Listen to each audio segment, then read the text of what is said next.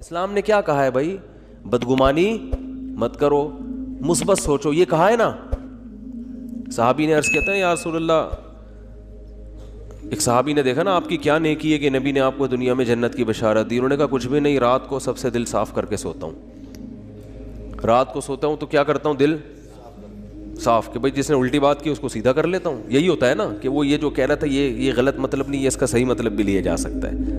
وہ فلاں جو مجھ پہ غصہ ہوا تو اصل میں حسد کی وجہ سے نہیں، اس کے دل میں میری اصلاح کا جذبہ بہت زیادہ ہے، اس لیے وہ ایکسائٹیڈ ہو گیا.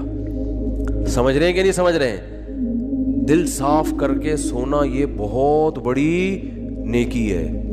تو وہ کتنا زبردست لفظ تبلیغ والے بولتے ہیں، پازیٹیو کوشش کرتے ہیں نا. آپ سوچو کہ بھائی بڑے کا ادب اس لیے کیا جائے کہ اس کی نیکیاں آپ سے زیادہ ہیں، اس کی زندگی زیادہ ہے تو اس کو زیادہ نیکیوں کا ٹائم ملا ہے، تو غالب یہی ہے کہ نیکیاں اس نے آپ سے زیادہ کی ہوں گی. چھوٹے پہ شفقت یہ سوچ کے کی جائے کہ اس کے گناہ آپ سے کم ہیں. کیا ہٹو بچوں مثال ہے یا نہیں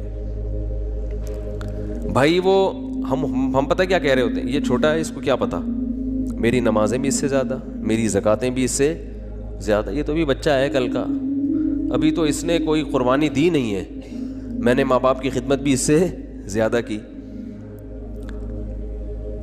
اور بڑے کے بارے میں سوچتے ہیں کہ جو بدماشیاں میں کر رہا ہوں وہ اس نے مجھ سے زیادہ ہی کی ہوں گی. ٹھیک ہے نا؟ جو برائیاں مجھ میں ہیں، اس کی عمر 10 سال بڑی ہے تو 10 سال اس کے گناہ مجھ سے زیادہ ہیں. تو عقل کے لحاظ سے تو بات ٹھیک ہے، لیکن جب یہ ٹھیک ہے تو وہ بھی تو ٹھیک ہے نا کہ نیکیاں زیادہ کی ہوں گی اس نے. تو اسلام کہتا ہے کہ دوسروں کے معاملات میں آپ نے کیا سوچنا ہے؟ پازیٹیو، اس کی نیکیوں کی طرف توجہ اور اپنی خامیوں کی طرف توجہ، کہ میری برائیاں اس کی برائیوں سے زیادہ ہیں اور اس کی نیکیاں میری نیکیوں سے زیادہ ہیں. اس کا پتہ ہے فائدہ کیا ہوتا ہے؟ انسان ٹینشن لیس ہو جاتا ہے، ورنہ چڑھتا رہتا ہے بلا وجہ نا. آدھے مسئلے تو اسی وجہ سے پیدا ہو رہے ہیں، لوگوں سے نفرت کی وجہ سے. یہ اتنا برا، یہ اتنا برا، یہ ایسا کیوں، یہ ویسا کیوں، اسی سے ٹینشن میں آ رہا ہوتا ہے. تو اپنے آپ کو اتنا نیک سمجھنے کی ضرورت ہے ہی نہیں.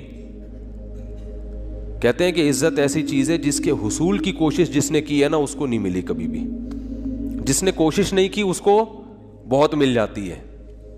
تو ایک طریقہ تو یہ بتایا گیا کہ سوچو کیا؟ پازیٹیو. دوسرا طریقہ بتایا کہ اپنے سے کمتر کو دیکھو، کہ جو آپ کو پیسے نہیں ہیں آپ کے پاس، تو ان لوگوں کو دیکھو جن